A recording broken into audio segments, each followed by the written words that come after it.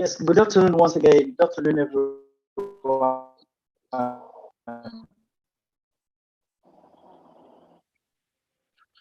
Um, and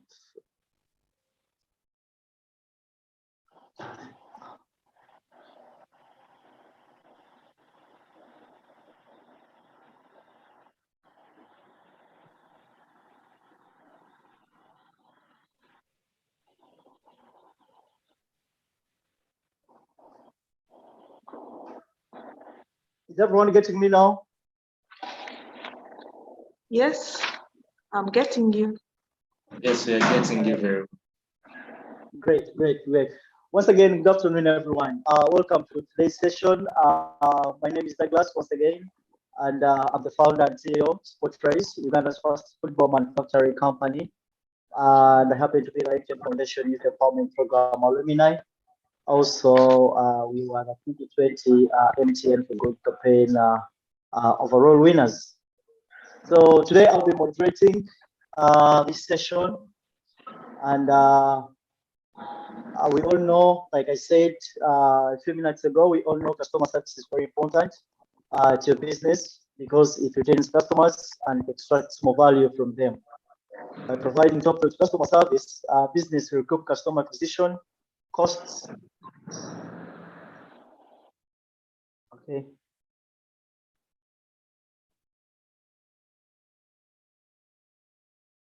Yeah, and calculate a lawyer following that refers customers that provides testimonials and reviews. Please let me know in case I'm not clear,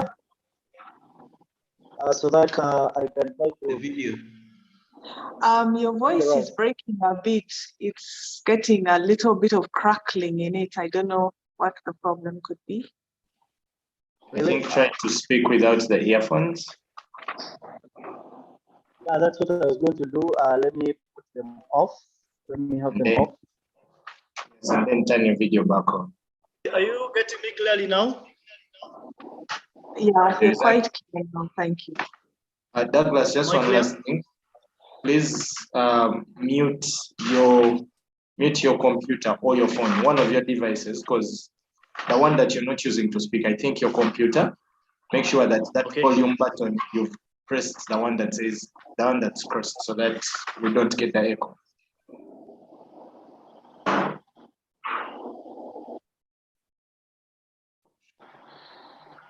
You're not getting me?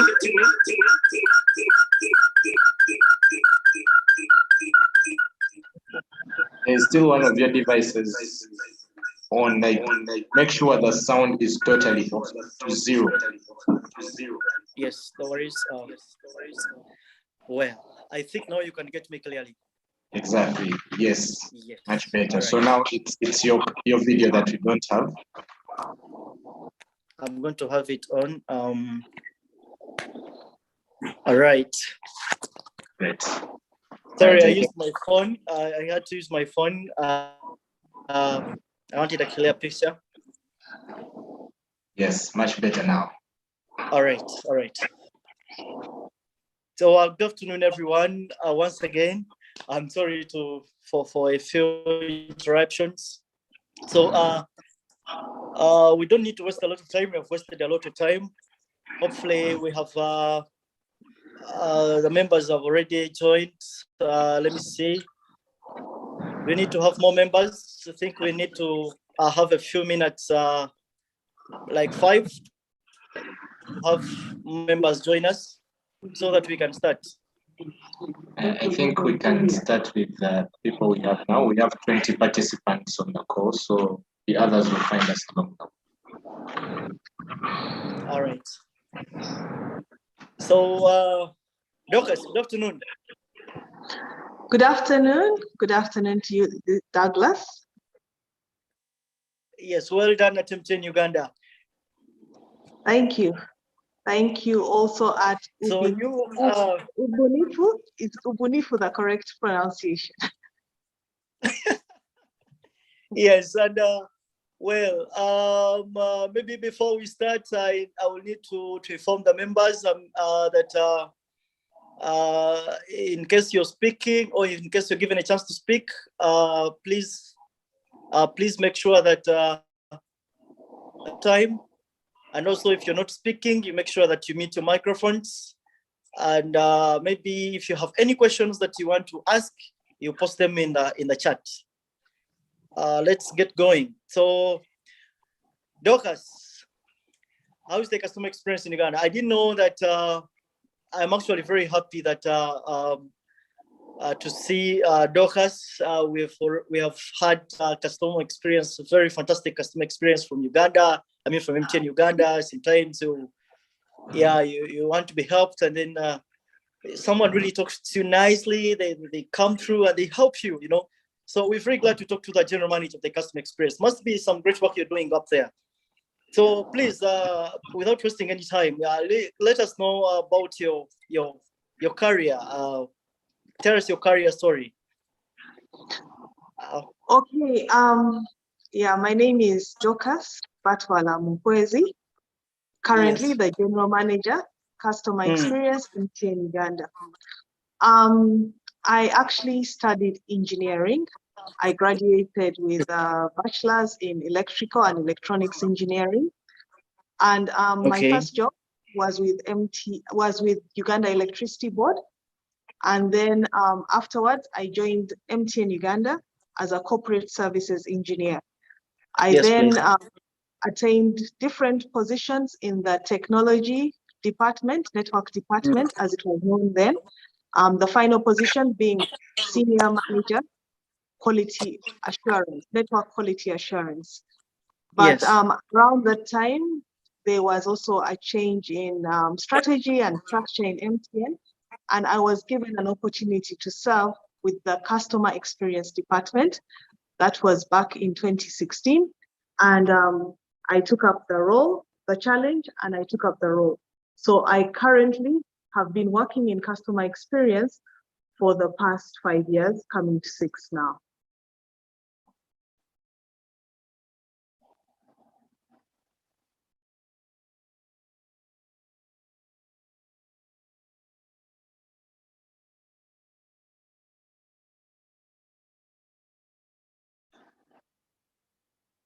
Yeah, so customer experience in MTN Uganda, we deal with various aspects of serving the customer.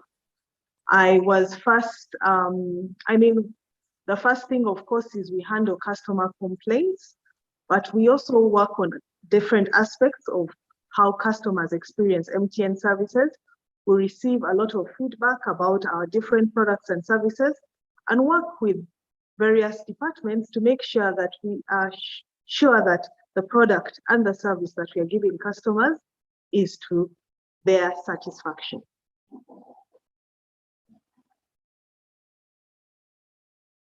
You seem to be muted. Douglas, you seem to be muted. Fantastic. That is an amazing experience that you've had at MTN Uganda. So you said you were an engineer graduate, right? Did I get that's right? That's right. That's right. Yeah. So let us know first how your experience has been. Of course, being an engineer and at the same time being in the customer experience department.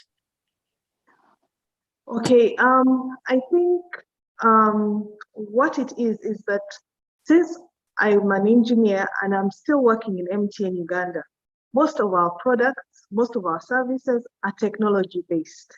And therefore, having a background in engineering is very, very appropriate. It is very helpful because whenever we are discussing the products, we are discussing the services, it means one can easily understand not only how the customer is experiencing the product, but also what the people who are the developers, what they have to do. If we are talking about the network and customers are talking about how they're experiencing the network, they're talking about data speeds, one can easily understand both sides. They understand what the customer is experiencing and also understand what the engineers are trying to do to improve the situation. So in terms of, and then when you are talking about other things, the processes that developers go through, you can also identify what they are trying to explain, some of the constraints they have, and some of the steps they have to go through in order to develop a product, in order to bring up a new site, in order to understand what is it about this service, how can it be changed. One can speak the same language. So for me, it has been very useful. Fantastic. I really don't want to ask very many questions after the beginning, but let us know the customer skills, customer service skills. Are they developed later on in life, or someone is born with customer service skills? Let's start from there. All right, what I would say is that the advantage of customer service too, and the skills that are required, is that all of us are customers. We are all customers, and therefore we know how we like to be treated. We know which shops we go to and we enjoy the service, which shops we go to and we do not enjoy the service. So there are certain things that you can easily pick and identify. You know that I am loyal to this particular person, or I am loyal to this particular salon, I'm loyal to this restaurant, I will keep going there because I like the way I'm treated when I go there. I like the way they present their food. I like the way their staff are dressed. I like the environment, the atmosphere. I like how clean their place is. So what I'm saying is that much as we can list down, and I have listed down many of the essential qualities of a good customer service and why it is very important for every business, I'm sure that all the things I will mention are things which all of us can easily identify with, can easily understand, because we have all been and all will continue to be customers to some. We always are buying products, you're always buying services, and therefore you understand what are the things that make you choose one business over another business. And therefore, it is something we can all easily identify with.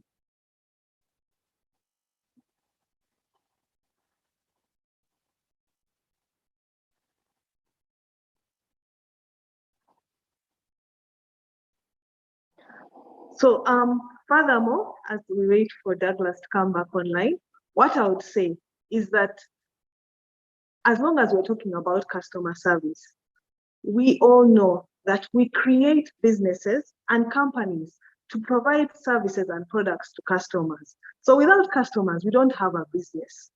Our businesses are built, our businesses exist to serve customers. And men in this world, in the environment we are in, there are so many businesses that provide the same service. And it is therefore what they call a buyer's market. Once you have a buyer's market, buyers have a lot of choice. If you don't give them what they want, they'll go somewhere else and get the same thing, the same product you're selling, the same service you're offering. Customers have choice at the moment. And therefore, the key differentiator in many a case is the service you provide, the customer service. And we would therefore say every business has to have as their first principle that the customer is king. It sounds very cliche. It sounds like something everyone says, but you have to develop a customer-centric culture if you're going to succeed in this very competitive market. You will find, therefore, that many successful companies have taglines that speak to how they plan to treat their customers. And they speak to the fact that they value customers. So you will find there's a tagline of a certain company, which I happen to work with, which is making our customers' lives brighter. There's another company whose tagline is, we are here to serve. There's another one which says, service with a smile. So you will hear, when you listen to all those taglines, these are companies that are telling customers, we value you. Their taglines say, we value you, we want to make your lives better, we want to make your lives brighter, we are going to meet you with a smile. And therefore, that is something, a principle, a key principle for any business. Customer service is key. Serve your customers well, value them, show them that you value them if you are to not only attract, but also retain customers. There have been many marketing and business experts that say it costs a lot more to attract new customers than it costs to retain existing or old customers. That's why customer service is very important. When you say that the customer is king, we need to serve customers, to show them they are valued, how are you able to do that? One of the key things is always welcome your customers warmly, whether it is on a phone call or whether the customers have physically come to your premises. Wear a smile as you greet them. Even on phone, you can tell that someone is smiling or frowning in their tone of voice. So always wear a smile, be polite and courteous. If you know a customer by name, refer to them by name. Personalize your interaction. It makes them feel that much more special, that you value them, that you remember them. I had an experience several years ago, more than 10 years ago. I happened to travel to Nairobi for work, and I went into a certain hotel. I'd never heard of it. I was booked into that hotel. I enjoyed the stay. It was in a nice location. And then I had another opportunity to go back. And I chose that same hotel because I liked the service from the previous time. When I got there, the room they allocated me to had a TV screen, a flat screen. And on the flat screen was a message. It said, "Welcome back, Dorcas. We are so happy to see you again." I was so happy. I said, these people actually value me. They know my name. They've referred to me by name. They had also put some roses. They had arranged the room nicely, scattered roses on the bed as if I was on honeymoon. I wasn't. I was there for work. But that bought me. I would never go to any other hotel in Nairobi except that one, because that hotel showed me that they valued me. They referred to me by name. They welcomed me back and showed me that they were really happy to see me. There have been other new hotels, other better hotels, other high-sounding brands, Intercontinental, I hear Hilton, nothing. I say, if I am to go to Nairobi for work, that is a place I will always stay. So always show the customers that they are very important to you, that you value them. If you can, refer to them by name. There are other things that people do. For example, if you know the customer and you happen to get their details like their birthday and so on, sending a birthday message. It's a timely reminder that, hey, this service provider, whether it is the bank, also NSSF does it, and a few others, maybe someone you bought a cake from before, they send you a birthday message on your birthday. It shows that this company has taken the time to find out about me, and on my birthday, they have remembered me and sent me a message. So those are some of the small things that you can do, which can show your customers that you value them. Am I still online with you, Douglas? Yes, sorry, I had flipped off. Sorry. But I was trying to get straight to what you're saying and trying to connect dots. Yes. Okay, so do you want me to continue, Douglas? Yeah, please, it's okay. Yes. Okay. Another thing about customer service is when things go wrong, how do you redeem or make the situation better? What things can go wrong? Maybe the service you've provided has been interrupted, a customer has been offline, they are supposed to be receiving, they have a subscription for a month, maybe some days they get disrupted. What do you do?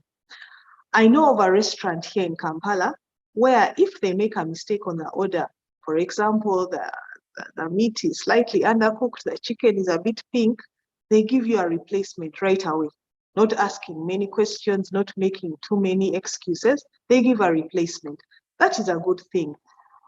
As a manager or an owner of a business, don't hide away when things go wrong. If a customer is unhappy and requests or demands, actually, most times when they're annoyed, they demand to see the manager, make it possible. Don't hide from them. These are the people who fund your business, who make your business continue. There is a saying that also says, turn every problem, turn every incident into an opportunity to show the customer you care.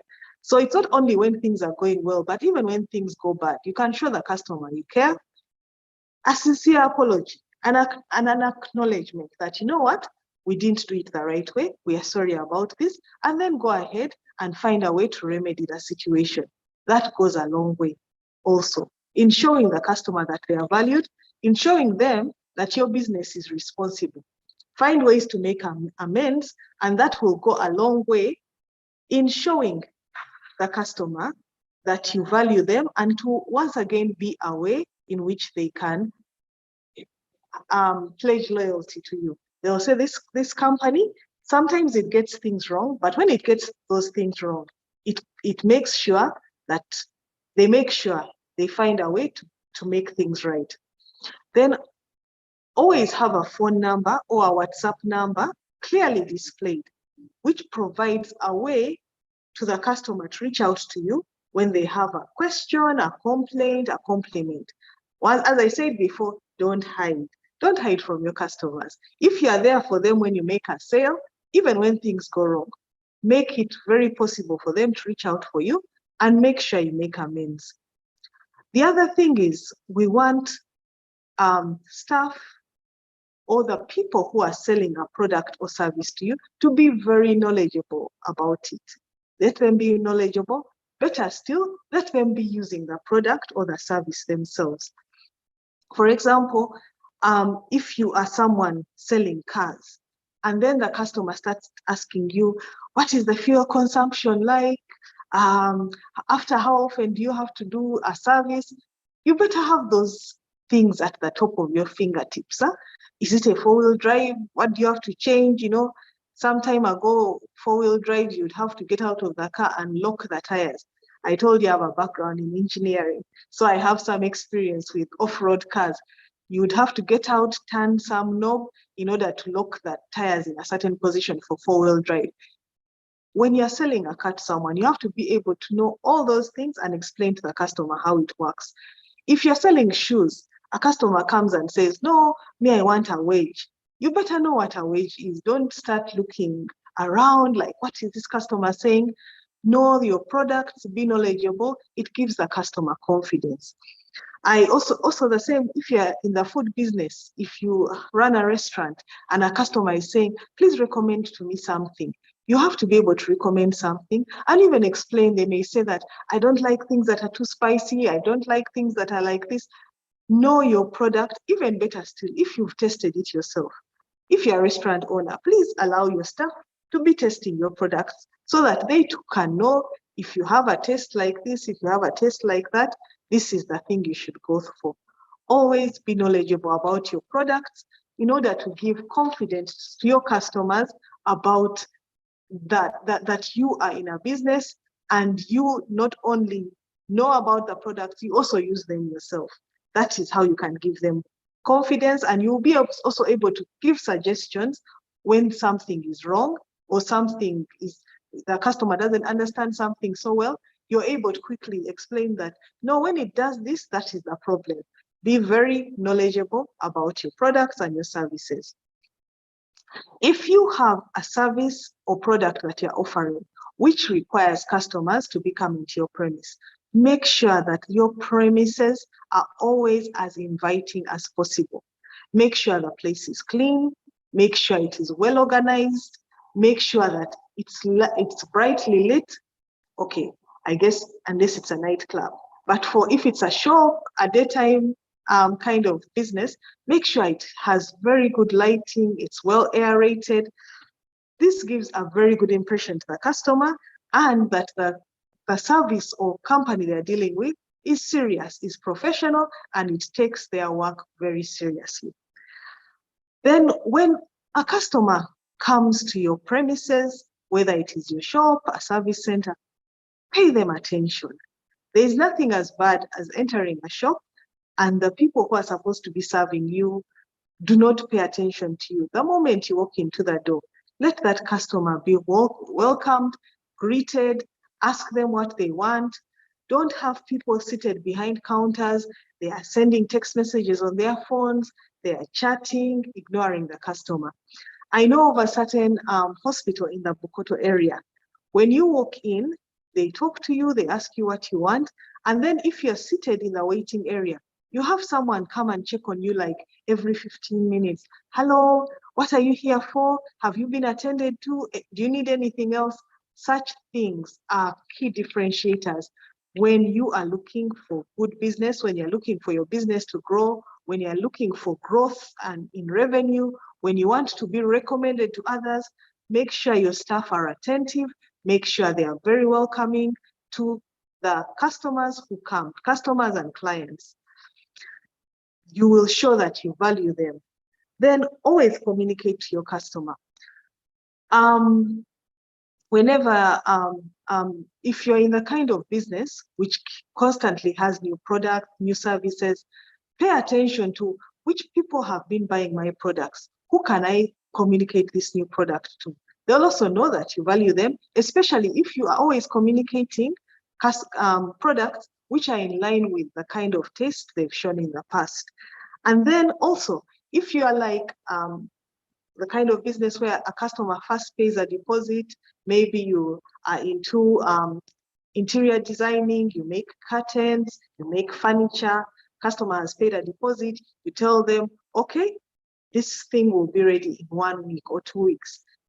If along the line, maybe there's a reason for a delay, make sure you inform the customer in time that, oh, I'm going to need another 3 days, another 5 days. It's not good for the customer to come to your place and then be disappointed at that point. Oh, sorry, we are not yet done. Communicate, keep the communication lines open with the customer, keep them informed of what is going on. That also will make them feel better. And then there's always also the saying that says it is better to under-promise and over-deliver rather than over-promise and under-deliver. What that means is if you know perhaps that it's going to take me 2 weeks, 1 week to do this thing, you can say 10 days and then you deliver in 7, rather than promising it's going to take 2 weeks and then it takes 3 weeks. That's why I'm saying you'd rather under-promise. Tell them it will take 10 days and deliver in 7 days. That's the over-delivery, rather than the other way around, where you promise them it's going to take a certain time and then it's always delayed. The other thing is to always make sure that all your staff, all the people who interact with customers are trained. Keep training them, keep refreshing them with information about your products, about your services. Also train them about in the way you would want them to serve customers. Much as I said at the beginning that all of us have been customers and therefore we know the basics of how we want to be treated. We also have to train our staff, train ourselves, even if we are the business owners, on how we would want them to engage our customers. Remind them of these essentials we've talked about already, being courteous, polite, smiling, respecting, keeping the place clean, all those things. Keep them trained on the products and services such that they appear to always know and always serve the customers in a way that gives the customer confidence and reminds the customer they are dealing with professional people. The other thing is treat your employees well. Treat your staff and treat your employees well, because a well-treated employee is more likely to provide good customer service to your customers than someone who feels that they are not valued. So motivate your staff, recognize them, reward them when they've done a good job, reward the ones who excel. This also means that you'll have a motivated team. Because why do you want a motivated team? You want your customer to always be, you want your staff to always be showing enthusiasm and passion as they are dealing with customers. To have that kind of employee, you have to be treating them well, you have to be motivating them. Then also always be open to feedback from customers. Receive feedback from customers on how to improve your service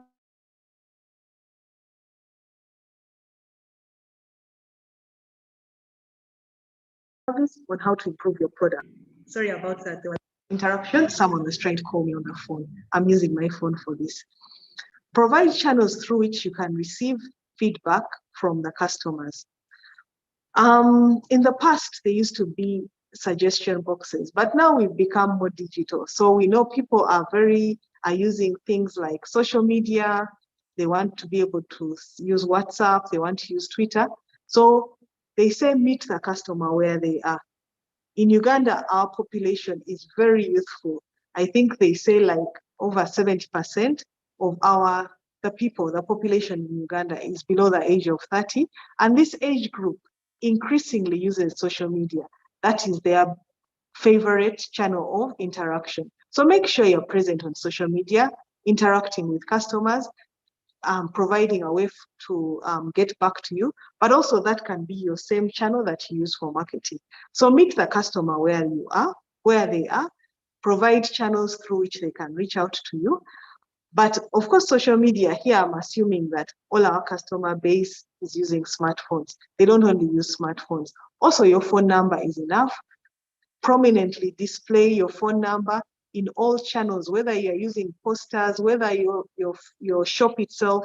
Make sure your phone number, if that's the means by which they can contact you, is available and customers can always call it. I think in summary, those were the few things I wanted to say about customer service, and I would welcome any questions or areas in which you'd want me to give a few more thoughts. I loved the part where you said you went to the hospital and they always want to check on you. I think I've experienced that before. Maybe tell us about a frustrated customer. You know, a frustrated customer comes to you. Yeah. Very curious about such a person. Do you also about it? Tell us. Yes, we do have customers who come to you when they are very annoyed and very very mad. Maybe they are unhappy, maybe they feel their service has been cut off at the wrong time, maybe they think that you haven't given them the service they were expecting. The thing is, at first you have to acknowledge, listen to what they are saying, take note of what they have said, and then discuss, repeat to them that you've said, this is what's wrong, this is what's wrong, this is what's wrong. Then you have to always have an apology, apologize to them. If it is something that is within your knowledge base, if you are able to respond to them straight away, then respond. Tell them it's like this or it's like that, or we actually made a mistake. So you have to listen. You have to, of course, understand the product so that you can then respond. If it is true that you're in the wrong, if it is true that you have provided less than what you had promised, then you have to be ready to then respond by rectifying, either replacing, refunding, whatever it is.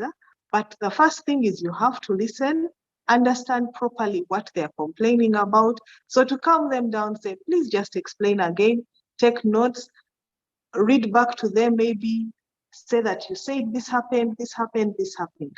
Apologize. Apologize, and that apology better be sincere. So that's why I'm like, we have to have a customer-centric culture. Know that this is the person whose business is keeping our business, whose business, okay, who by buying from us, they keep our business alive. So you have to have that in mind so that when you apologize, you're being sincere, and then look at ways to amend or make up for whatever has gone wrong.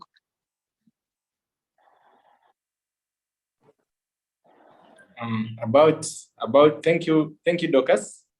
Yes. I'm with the permission of the moderator, I want to hinge on this very same point.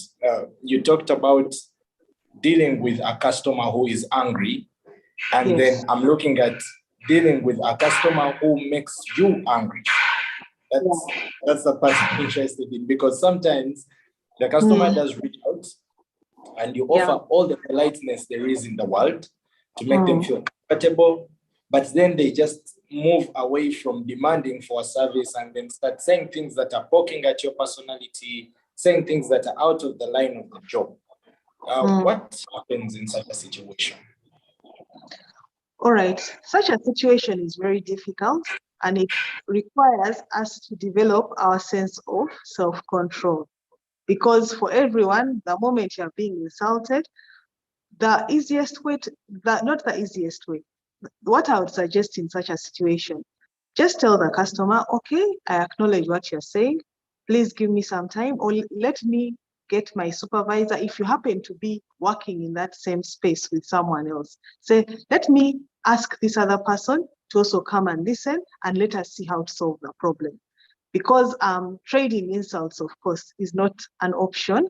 And sometimes it is only human that you will eventually maybe also lose your cool and exchange words with the customer, which will not help anyone. It will not help you, it will not help that customer. So that's why I would suggest you do something to try and de-escalate the situation. Either call in a third party, if it happens that you're in a place where there's more than one of you, and say, come and listen to what this customer is saying. What would you suggest we do? Because then that will give you a chance. Let him direct the fire at someone else in the meantime, while you regain your composure.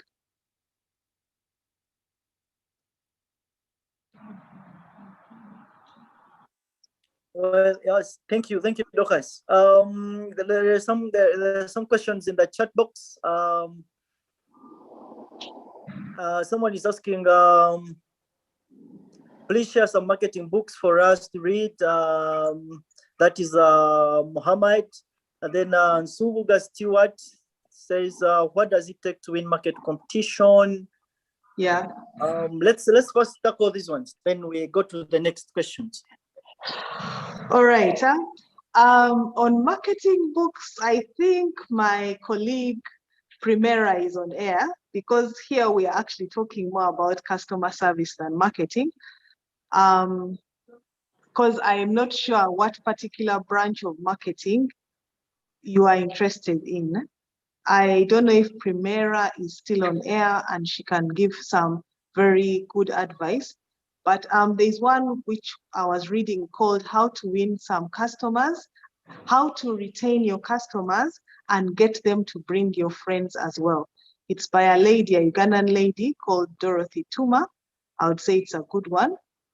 She has some very practical tips and gives very typical scenarios of things that happen in Uganda.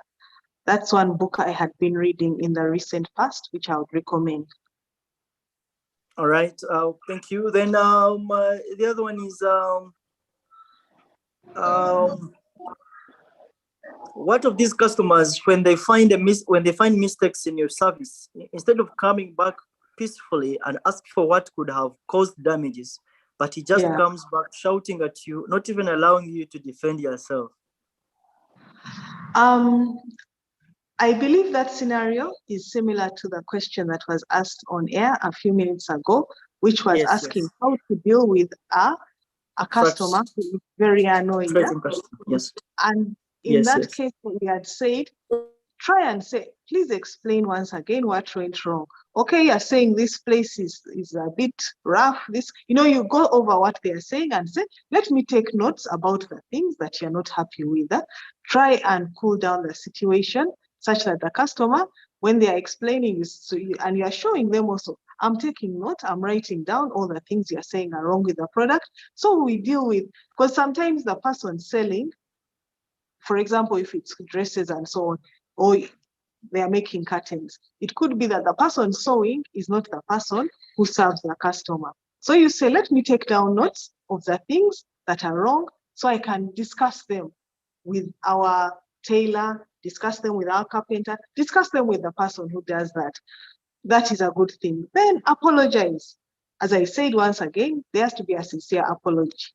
And then, as I also mentioned, have a third party come and be part of the conversation to try and cool the situation down, such that in case you're also losing your temper, they can redirect the attention and give you time to regain your composure.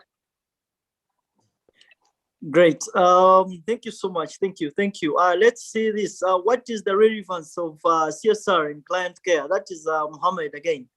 And he says he wants to know the difference between client. He also wants to know the difference between a client and consumer. All right. The first one is, what is the relevance of CSR in client care? All right. So CSR, I assume what you're referring to is corporate social responsibility. This is when a company is giving back to the society in which they operate, the society or community in which they operate. So you will find that you'll find a certain organization carrying out, let's say, a blood donation drive, organizing to collect blood, or like MTN usually has marathons, and the proceeds of such activities and events are used to better the life of the community in which they are. For example, some companies know that some parts of the country, some areas of the country have a problem with water. So you're helping build water plants, you're helping build boreholes. You are trying to show the community that you serve that we are not only here to take from you. We appreciate the fact that you are supporting our business, and because of your support, our business is not only existing, it is growing. Let us also take part of what we are making, part of our profits, and do some things in the community that will make life in the community better. I've given examples of some people build schools, some people equip computer labs, some people offer maternity health. I mean, provide, should I say, material to improve maternity health, things that you can see are lacking, or some basics that you see the society you are based in can do with, and which will make their life better, and which is a need that has been identified in that community. So it's a way of giving back to the community to show them corporate social responsibility is a way in which you give back to the community by providing essential services or other services that you can see are lacking in that community, can make that community's life better, to show that we are not here to just take from you, we also give back. Fantastic. Let's see. Yes, I think there was a second question asking about the difference between a consumer and a client. Yes, that was the question. Yes. The difference between a client and a consumer. I believe that those words are saying the same thing. They are all customers. Just that, for example, when the person goes to a salon, they refer to them as my client. Those are my clients. If you go to a law firm, they also refer to their customers as clients. But at the end of the day, a customer, a consumer, a client, people who pay for your services, people who consume your goods and your services, people who buy your products, your services, they are all consumers, they are all clients. I mean,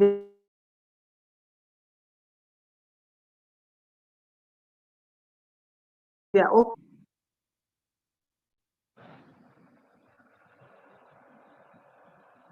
You had somehow had some breakups. Sorry, someone was calling me and that call disrupted. What I said is that anyone who buys your services or consumes your products is a customer. We just sometimes use different terms for them, whether we are calling them a consumer, a customer, or a client. All of them are customers. We just have different words for them or for referring to them. Fantastic. Let's see if anyone else has any questions, or they have something that they would like to say. Yes, I do have Yes, a please. couple of questions. Yes. Thank you, Douglas. Thank you, Dorcas. As a matter of fact, listening into what you're saying right now, I feel the topic is being done justice, that indeed we are talking about expert insights. Could you just confirm if you can hear me though? I feel like... Yes, I can hear you. I can hear you. We can get you. All right, because I can see my cameras playing games from here. But you did mention something about a physical space. If you are running a business that requires your customers to come physically to you, this is what you need to do. And in my opinion, I feel that a physical space is already a very big advantage for any business. So that means a business that has a physical space is a step forward because they already have an angle of making their place inviting, clean, free Wi-Fi, a glass of juice when you enter, and things like that. But then, as you've seen in the past few years, most of the businesses that have mushroomed, especially among the youth, are digital businesses without physical presence. Would you, for example, have any insights on how these virtual businesses can also create that inviting aura around themselves for their prospective customers? All right. Yes, I would say that the basics are similar, but it's just that now it's virtual and it's online. For example, make sure that your phone number is always clearly displayed.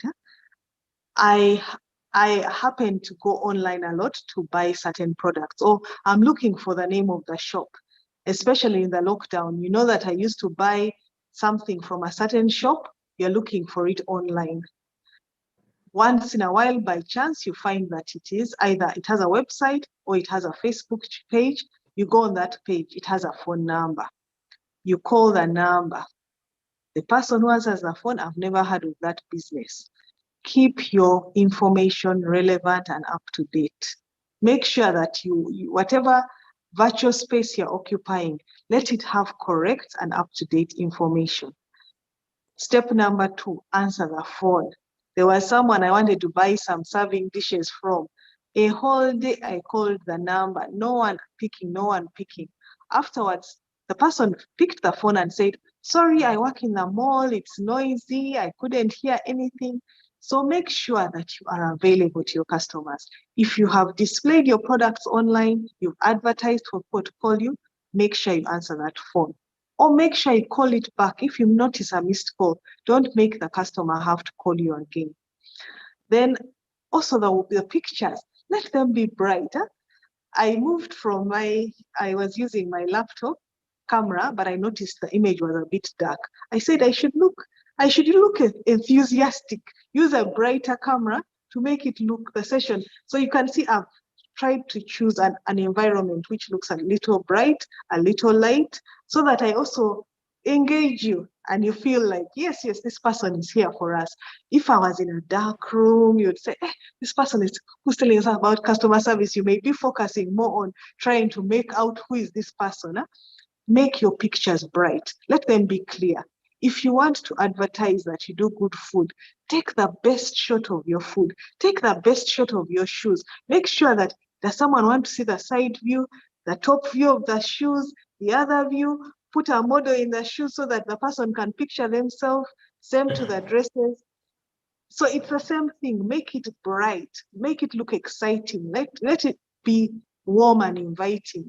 The same essentials.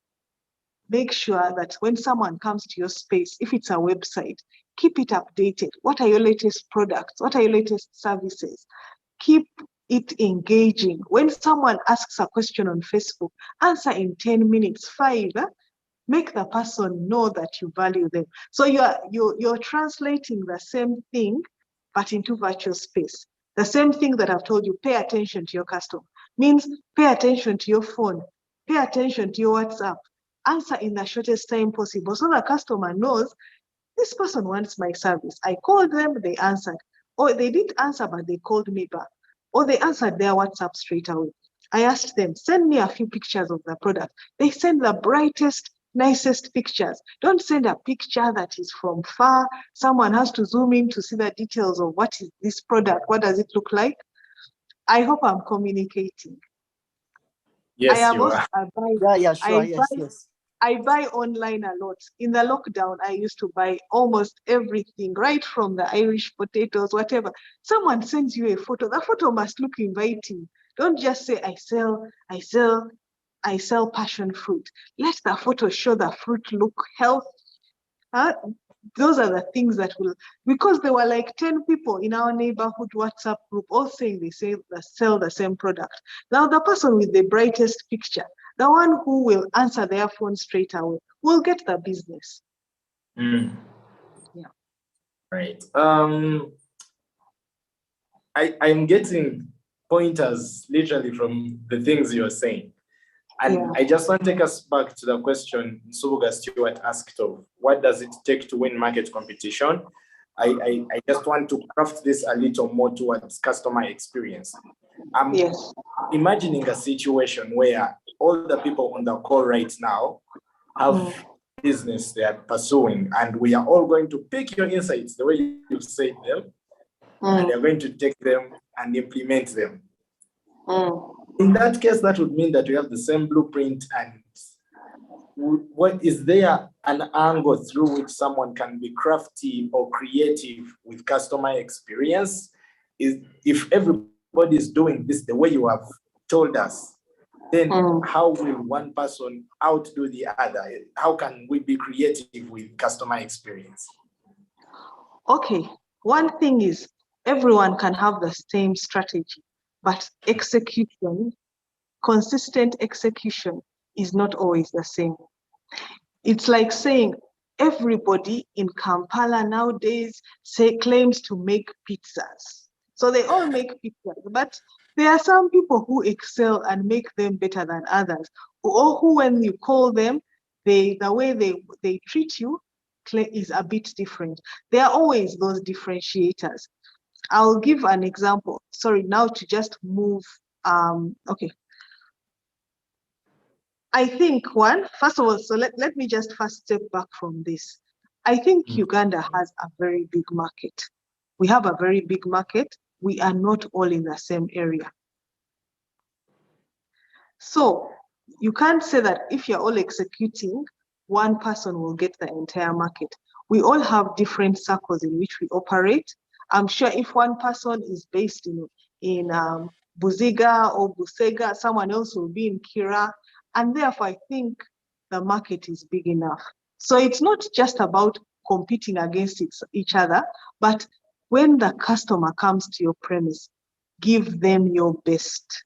Do the right thing for that customer. You will win your own customers.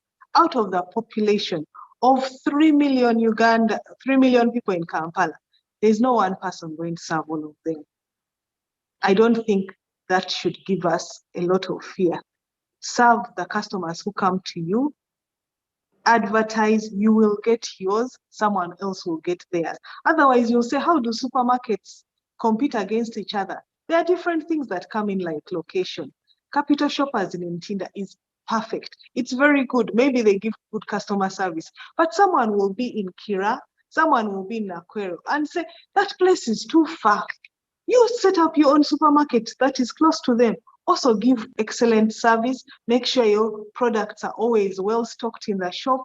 Someone is not going to drive all the way to the middle of Kampala to get that service. There'll always be the differentiator of location, convenience. There is market, I believe, that is still good enough for all of us. Whether or not you apply the blueprint, focus on the customers who are in your space and make sure when they come, treat them well. Use all these essentials we've used, and there will be enough market for you. That is my strong belief. Yeah. I feel there's clarity there. Yeah. I just thought, and I'm looking at this from a digital perspective. We have the advent of chatbots, for example. Yes. And chatbots offer you the option of automated messages, Or sometimes they can even craft a message that is closer to something that a human would have used as a response. However, Yes. That puts us at risk of becoming recurrent with our feedback to the customer, and then it becomes difficult for you to know whether you're actually offering help or you are just managing them, what I would call managing them, just to keep them at bay. And then I just want to know that in such a situation, for example, if the message is repetitive from the chatbot, because indeed the chatbot makes life simpler, but if the message becomes repetitive, then it becomes nagging. So as a customer experienced person with some expertise, how would you know when to draw the line between being a caring customer service provider or being a nagging one? Where do you see the line? Oh yeah, actually, on that note, you've seen some companies that send customized text messages to people, and then the message may even be inappropriate. So how do you strike the balance of being caring without you personally being nagging? Okay, so I think there are two aspects that you need to look at when it comes to chatbots. Chatbots are a way to improve efficiency. Chatbots would not normally be used when you are still a small company. It's when the number of calls, the number of inquiries become overwhelming that one should resort to a chatbot. Also, a chatbot should do the essentials. It should do things like greet the customer. Say, good morning, my name is so-and-so. You use a chatbot to send such a message. And then when the person also says good morning, then the next thing is it will also send the message, how can I help you? Then you send back your message. Then a chatbot should handle only the basics, only the most frequently asked question. For example, they can ask, when will your Gaga bundle be available? And for MTN, it's obvious, it is on Wednesday. How many days is it valid for? Then when the chatbot senses that the question is becoming more complex, there has to be a spillover that allows the chatbot to now hand over to a live agent. That is best practice. Chatbots should handle only basic, frequently asked questions and things like greetings. But when things become more complex, they should always be a handover, a way in which they can hand over to a live person. All right. Thank you, Dorcas. I have exhausted my questions. Thank you for letting me ask all the four. And I think Douglas, I can return the conch to you to steer us forward.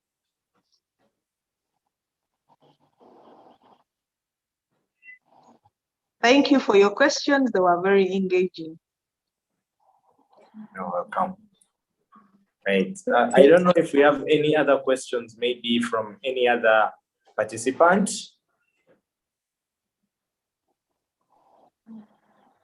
But if none, because I can see in the chat room, the questions have also been well answered.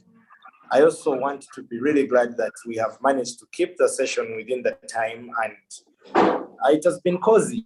We've not had so many people on it, but I feel that the people we started with have been very keen to listen in and follow. I've seen one question pop up. It has come from Mukalu saying, what advice would you give to small starting business on how to handle clients? I think that's also a critical question, because a small starting business is also at the stage where we are just cultivating the customer.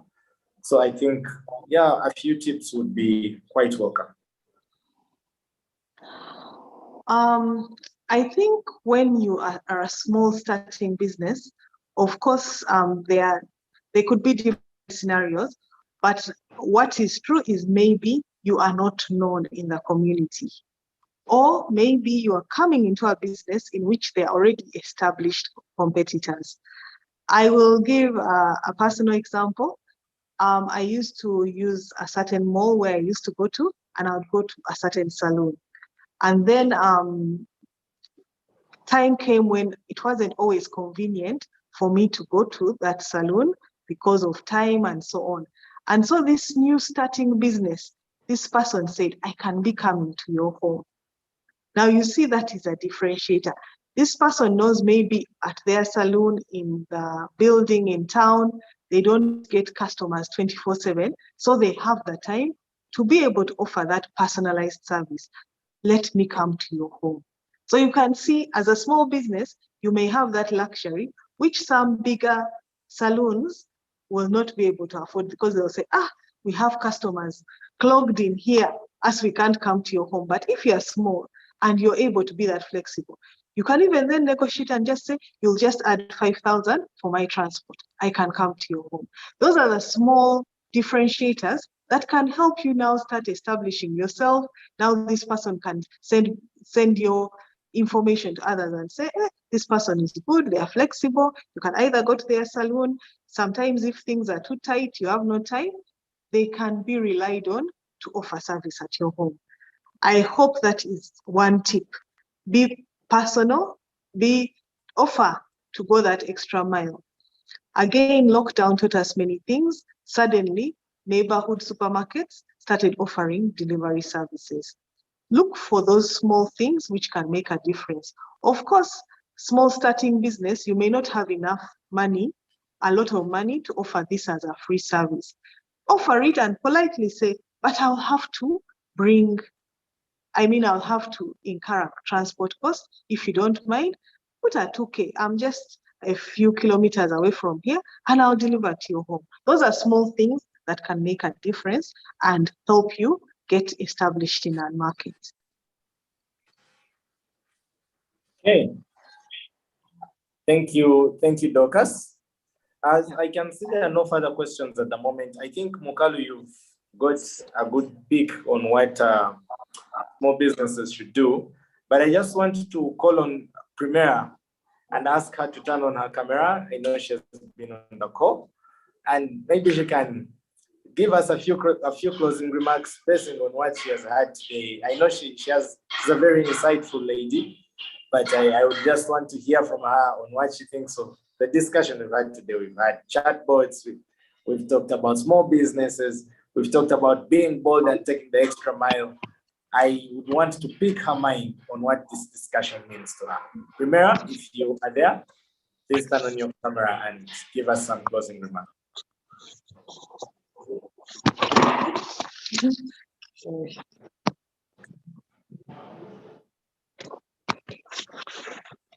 Okay.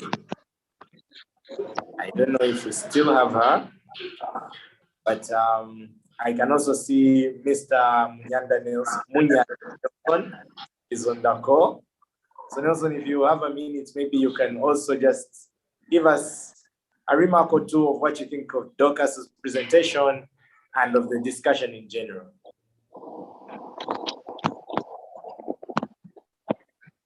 Yes, we have Nelson.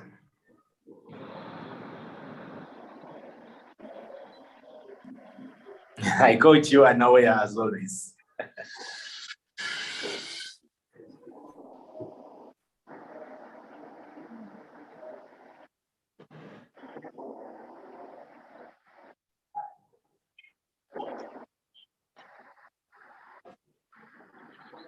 I think we've already seen a sneak peek of Nelson. He's just getting himself set. Maybe Primera, if you are there, you could be doing the same. Then we shall proceed. I also, as they do so, I want to thank the people who have been on this call. I think since we started these one-on-one sessions, today's attendance has been the smallest, but also has been the most consistent. That we have had the people with us here, moving with us from the start to the very end. And I think that speaks volumes of how far you want to move as an entrepreneur and as an individual. And I think on behalf of Ubunifu Systems, MTN Foundation, and MTN Uganda, I really appreciate that. I can see Nelson saying it's hard for him to unmute where he is. And I think Primera is also quite engaged at the moment. It hurts me that we may have to leave the call without remarks from either of these people. But I I am sure we should be able to hear from them. Oh, Nelson, you've managed to unmute. Maybe you can carry on even if you've not turned on the camera. But I see that your audio is very unstable. But in any case, I would want one of our participants today to give your own vote of thanks to Madam Dorcas Muhwezi for this very wonderful session. And I think I've seen Mukalu Medi, the president of our Alumni Council. You have been very consistent with the questions, and it shows me you have been following. So I think you are the best person to give these closing remarks. So I'm going to ask you to unmute. Okay. Yes. All right. You can turn on your camera if you have a good view. That would also be nice. You pass on the vote of thanks to our speaker today. Yeah, I'm sorry I will not be able to turn on my microphone because I'm doing so many other things. But let me hope you're getting me because also my internet may not be so nice. Yeah, you very well.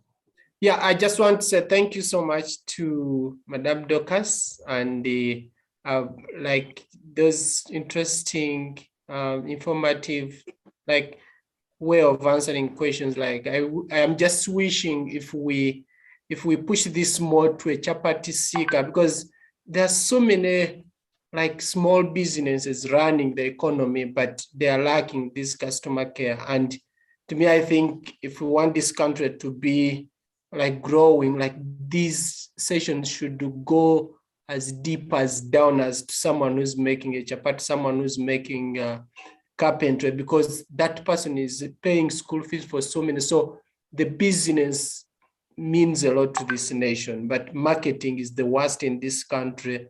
You go to a hotel, like everything you've talked, they sound to be so basic, but they're not happening. So thank you so much, MTN and Benifu, for bringing up these sessions. But I think like the next thing we need to do is how we scale this down to the lowest person. Maybe we can do weekly or monthly outreaches in our respect. For example, I would wish if this session I was in my market in Nigang and people who sell on stalls like listen to these things because they are basic, but they will make a lot of sense. So I think the question now we have, how do we make these topics go down in markets? And I'm willing to come up and maybe start something where we can have live sessions like this in markets with borders. Like that is my next question, like we need to ask, because to us here, they may sound interesting and good, but we are not enough to support this economy. So I'm so happy for everything that has been said, for people who have asked questions, and for the organization of this. And this is what makes me always so proud of MTN. Like in Nigang, everyone knows like I'm MTN guy because I know we are moving it, like we're on top of this. So thank you so much, Dorcas. Thank you so much, MTN. Thank you so much, everyone, for being here. But we need to scale this down. That is our challenge we have. For God and my country, thank you so much. Wow. Thank you very much. Thank you. All right, thank you, Mehdi. I see Nelson's hand is up, and Mehdi, you've posed a very good challenge, I think, to all of us here today. I just wanted to add that this is why we had the youth skilling program, so that when we equip the participants and the alumni of the youth skilling program with this knowledge and information,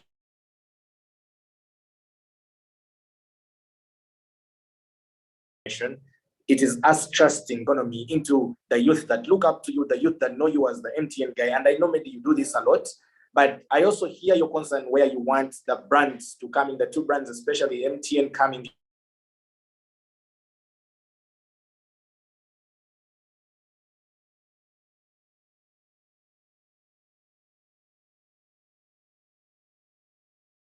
in and Ubunifu coming in. So that is funds, but what brand? I think that's quite a good. Oh, I don't know if you could still hear me. All right.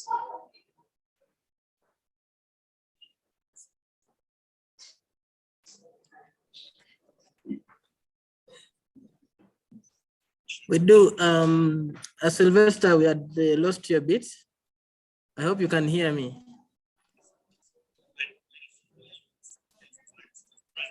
Hello.